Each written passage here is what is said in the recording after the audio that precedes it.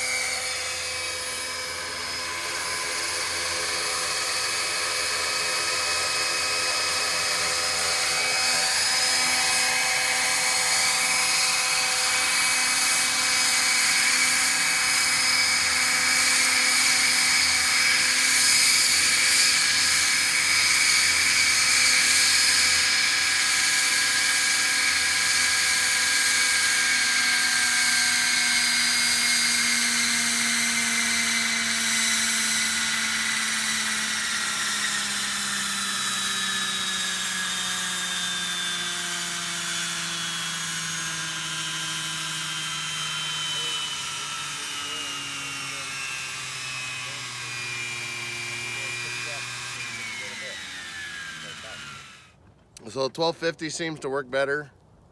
My rate adjustment is a little off, but that can be adjusted mechanically, and then you got to reset your endpoint so it's not driving all the way to a stop point and breaking off the ball, just like we did last time.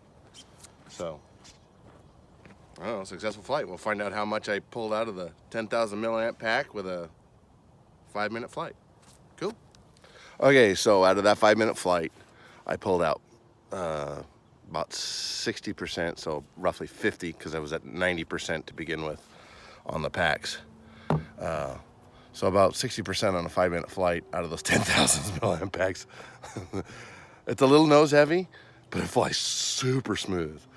And we'll take it up for a couple more minutes, do an adjustment on the tail, see if I can't get it to hold in rate mode in a hover. And it held really well in heading hold.